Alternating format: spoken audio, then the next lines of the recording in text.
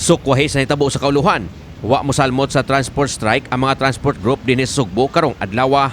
Apan usa lamang karali ang gipahigayon sa grupong pinagkaisa ng mga samahan ng Chopper at Operators Nationwide kon Piston sa atubangan sa Land Transportation Franchising and Regulatory Board kon LTFRB 7. Katuyuan sa mong kalihukan mo ang pagpadayag sa grupo sa ilang dakong pagsupak sa hingpit nga pag-phase out sa traditional jeepney. Matod sa coordinator sa Piston Cebu nga si Greg Perez nga ilang desisyonan nga di ilang mosalmot sa transport strike, sanglit mabutang lang sa kalisod ang sumasakay niini. Apan ipahigayon gyapon sila og rally isip pagpakita nga suportado nila ang kausa sila mga kauban sa kauluhan nga mo sa hinungdan nga nagpahigayon sila og transport strike. Imbis nga i-peace out nato ang atong mga karaan nga mga jeep, i-rehabilitation lang nato muna, i-rehabilitate lang nato muna. Pag overhaul nimo, pag retouch nimo, rehabilitate na eh.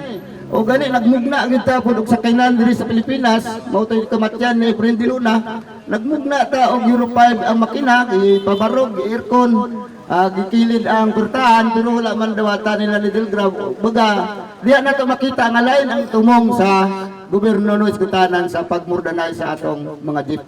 Gawa sa hingpit nga pagsupak sa grupo sa pagwagtang na sa mga traditional jeepney, ilaw sa gi-question ang padayong pagpatukod kanila og kooperatiba aron matagaan og prangkisa sa mga modernized jeepney.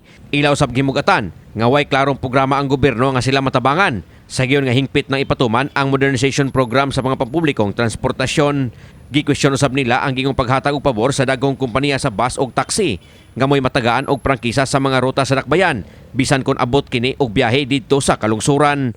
Bot usab nila ipatangtang sa pwesto ang Regional Director sa LTFRB 7 nga si Eduardo Monte Alto Jr. Ug ang paghatag niya og pabor sa series no nganong kano sa man na tabo nga nanay franchise gikan si Bunga padulong IT Park, wala man mi ka hunahuna nga nakadungog mi ana nga nay hearing para sa franchise sa mga bus no padulong IT Park. Ato nang klaroon kay Director Monte Alto siguro nga dapat tagdon ni Director ang maong mga isyu karon nga nagimaw against niya kay posible kung dili siya maghimo og lakang ana, dili siya magpakrabot-tabungol siya. Kami mismo sa Piston mo hugot na sa maabot nga rallyhan na ginamo siya sa isyu lang sa pagpalagpot niya diya sa katungdanan diya sa LTFRB 7. Si Monte Alto siyang bahin may respeto sa gibuhat sa grupo. Sanglit katungod usab kini nila sumala sa direktor.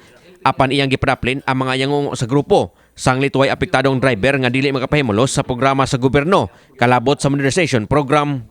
Sulod sa dugayng panahon na hinuon matod pa sila nagpahigayon og dialogue sa grupo aron mahisgutan ang mga gamayng mga kabalaka kalabot sa modernization. Busa wa gid magkuwang ang ahensya kalabot niini.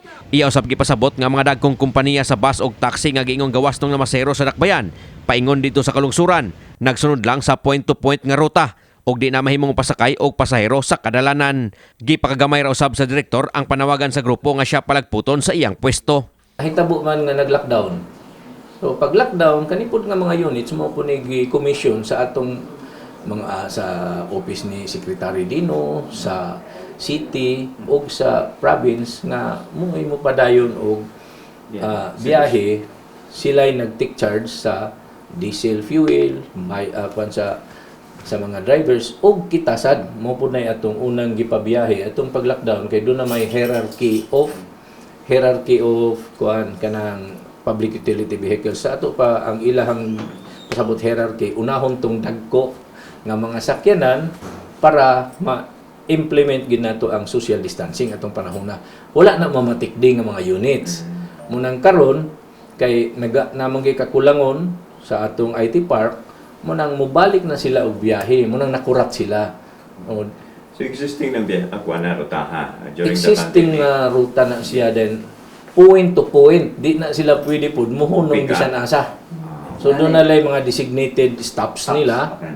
Sa pakaron na sayran nga ana-ana sa 60% ang mga nagdagang public utility vehicle kon PUV dinhi sa Reyon 7. Kini si Greggy Magdadaro alang sa My TV Cebu.